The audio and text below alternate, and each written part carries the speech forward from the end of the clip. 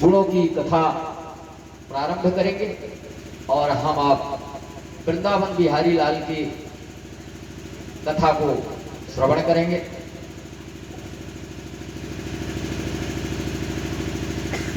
जब कल इंद्र की पूजा रोक करके भगवान श्री कृष्ण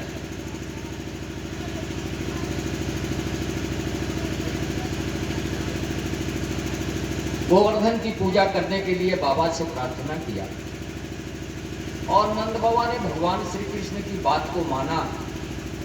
क्योंकि अगर कोई तर्कपूर्ण बात छोटा सा बच्चा भी कहे तो उसकी उम्र को नहीं देखा जाता और तर्कपूर्ण बातों को मान करके प्रामाणिक बातों को अपने जीवन में उतार करके और उस कार्य को करना चाहिए।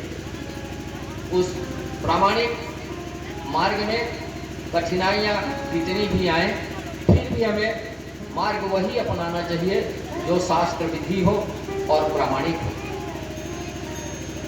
प्रामाणिक मार्ग को अपनाने में मनुष्य के जीवन में बाधाएं तो बहुत आती हैं, कष्ट तो बहुत होते हैं, परंतु इस मार्ग में चलने पर सुख है, आनंद है और ऐसे सुख हैं जिसकी अनुभूति अनंतो अनंत वर्ष तक जो है जीवन में छाई रहती है।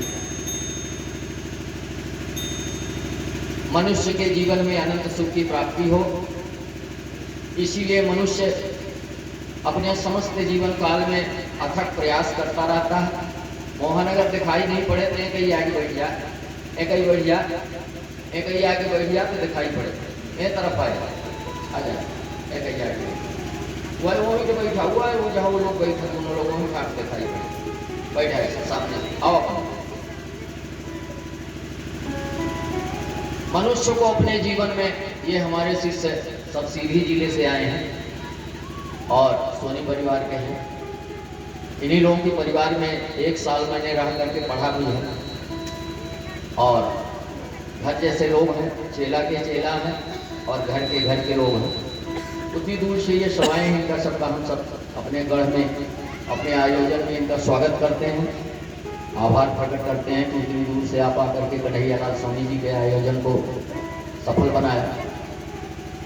आप सब आभारी हैं और ऐसे समय में अवश्य पहुंचना चाहिए अपने कुटुंब बंधु बांधवों को। कभी अगर यज्ञ हो, हम बच्चों की शादी में पहुंचे या न पहुंचे, लेकिन ऐसे समय में यज्ञ के समय में शुभ कार्य में पहुंच करके अपने भी जीवन को सफल बनाएं और जो आयोजन करता है उनके भी आयोजन को अपने तन से मन से मदद करके और उसको सफल बनाने में सहयोग करें। ये हम सब का अधिकार भी है और मानव जीवन की जिम्मेदारी भी। मनुष्य अपने जीवन में बच्चे की शादी करता है, बच्ची की शादी करता है, प्रतिबंध करता है, अन्य क्रियाएं करता है, सारी बातें करता है। अभी से मत सजाइए बेटी, 4 बजे के बाद सजाइएगा नहीं, कहीं हवा हवा आएगा भूल जाएगा, सजा के छोड़ दीजिए। तो सब कुछ करता है मनुष्य अपने जीवन में, क्योंकि वो करना मनुष्य की जिम्मेदारी है। और परंतु श्रीमद् भागवत की कथा ऐसे शुभ कार्य मनुष्य के मन में जब बहुत पुण्य उदय होता है, मनुष्य के मन में जब अच्छाइयाँ प्रवेश करती हैं, कुछ लोग तो दिखाने के लिए भी करते हैं, लेकिन कुछ लोग बड़े भाव से इस कथा का आयोजन करते हैं। और मनुष्य के मन में जब बहुत अच्छी भावनाओं का उदय होता है तब शुभ कार्य में मन लगता है और शुभ कार्य में पैसा खर्च करने का भी मन लगता है। बहुत सारे लोग पैसा लेकर के और गाड़ के चले गए, मर गए, पर शुभ कार्य नहीं कर पाए। बड़े बड़े सेठों को मैंने देखा है, अनंत अपार पैसा है लेकिन श्रीमद् भागवत की कथा नहीं कर पाए और जीवन नष्ट करके, मानव जीवन को नष्ट करके यहाँ से चले गए। आइए आप लोग बैठिए, आप सबका स्वागत है, कथा सुनिए। और मानव जीवन इतना बहुमूल्य है कि ये मानव का जीवन बार बार नहीं मिलता।